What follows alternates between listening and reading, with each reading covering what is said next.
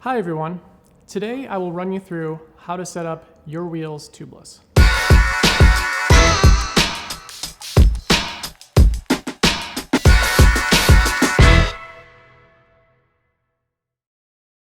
The things you will need are tubeless tire, tubeless rim, tubeless valves, tubeless tape, isopropyl alcohol, and a valve core tool. The first thing you will need to do is tape up your rim. Before you tape it, clean off your rim for maximum adhesion. I recommend using alcohol and a clean rag. Begin just before the valve stem hole, and be sure to stretch the tape a little. For mountain bike wheels, we will do one full wrap. Road wheels should be wrapped 2 times. If you have a loose or used tire, you may need to do additional wraps to tighten up the tire to the rim. Next, we will insert the valve. Poke a small hole in the tape for the valve to go into. The valve will actually make the hole the correct size when we push it through.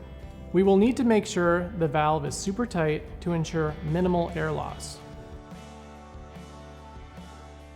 Now for the tire. We will install the tire just like any other tire. Sometimes tubeless tires can be a little bit tighter than a normal clincher. That's okay. The profile of a tubeless rim typically has a shallow area in the middle. This is intended to help you get a tight tire onto the wheel. Once we have the tire on the rim, it is time to inflate it. Sometimes you can use a pump, but the best way to do it is with an air compressor. Some tires are a bit harder to seat, and some will go on with just a pump. If you are having trouble, I recommend removing the valve core and trying it again. If it still will not inflate, you may have to try a different air nozzle. Looks like the tire is fully seated.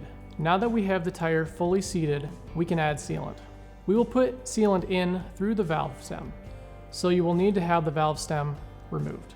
Follow the sealant manufacturer's directions on how much to put in. Once the sealant is added, reinstall the valve stem and inflate the tire. Now you should mix the sealant in the tire. You can shake the wheel. My favorite method is dribbling the wheel like a basketball. Now you can reinstall your wheel into your bike. And the last step is to go for a ride.